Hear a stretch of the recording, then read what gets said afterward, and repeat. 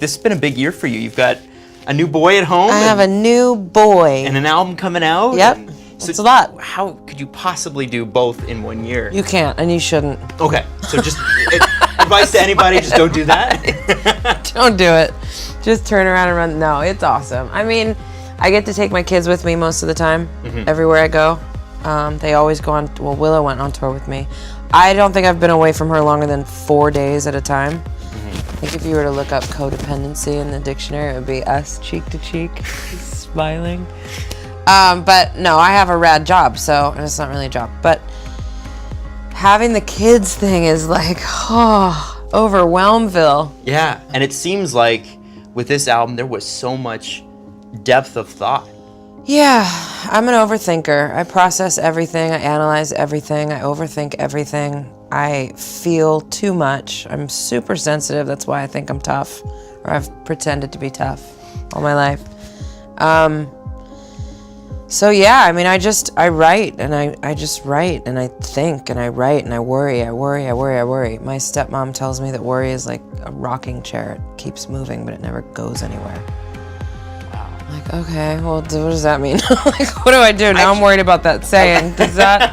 How can I overthink that saying? Should I not sit in a rocking chair? So do you wake up, like, or does the family wake up and you're like, panicked about something? No, I sleep sometimes. Okay. But I have to have everything. I mean, my husband's super smart. He married someone that is an overachiever so that he could just stay 12. It's brilliant. That's amazing. It's amazing. He goes on like motorcycle trips, and I take 2 kids on tour. It's great. That's good fun.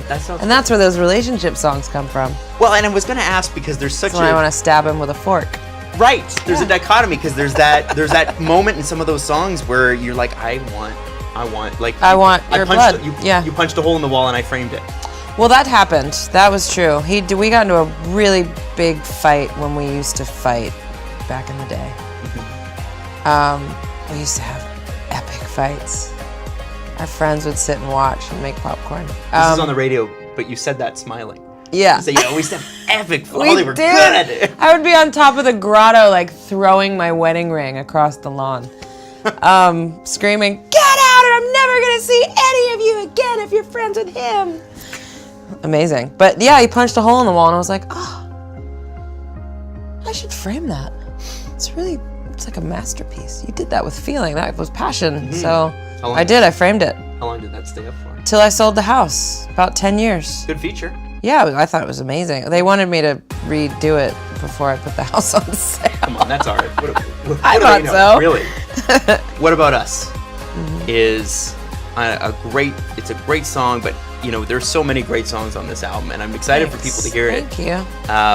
Why that song? Because I don't think people really understand how important that lead single is.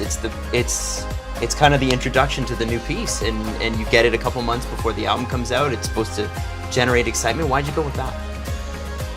Because a lot of times I go with a song like So What, or sort of Get the Party Started, or just those obvious, growly, snarly, signature me, anthemic, that kind of stuff. And we had this song, and it's beautiful, and I love it, and I think it's a great song, number one, but number two, it is my whole truth right now, and I am a person that is watching the world, and this is how I feel. I feel that this is my truth, and I needed to do that this time.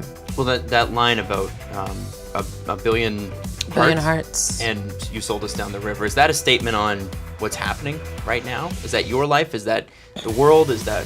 I don't ever like to tell other people how to feel about a song or how to take lyrics, because I think everyone should have their experience of it. I've played this song for my friends, and for one of them it was about love, about a relationship between 2 people. I was like, really?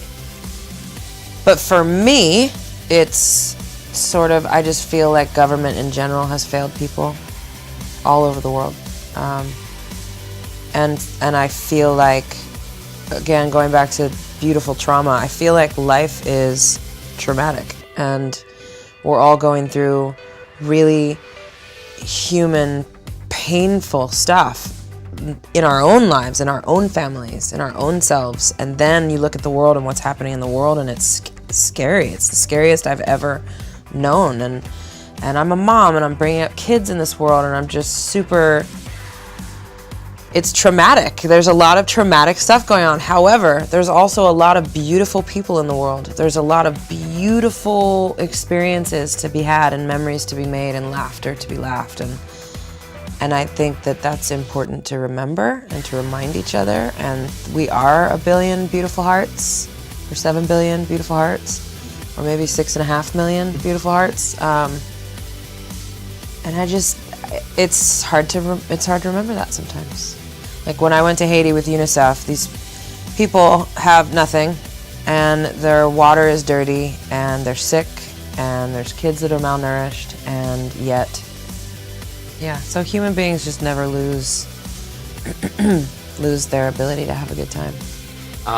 Speaking of good time, and this is a terrible segue, so I apologize for it, but Revenge. Yes. How great is that song? How much fun is that song? It's fun. That's exactly what it is. It's so fun.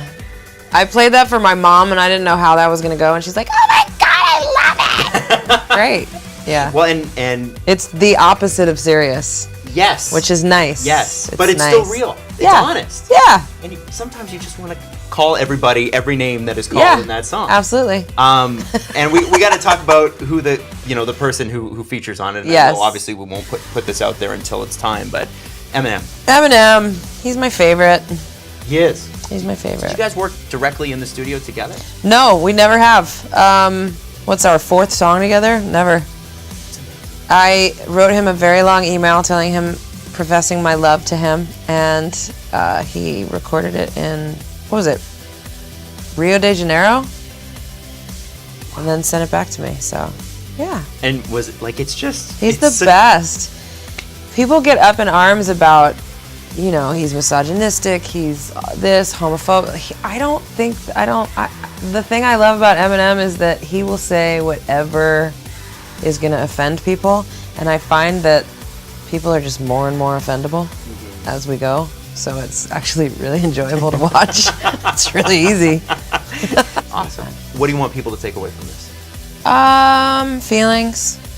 Access to their feelings. All the feels. Fair enough. You know what? I think that's the way to leave it. All the feels. Thank All the you feels. so much. It was Thank such a pleasure.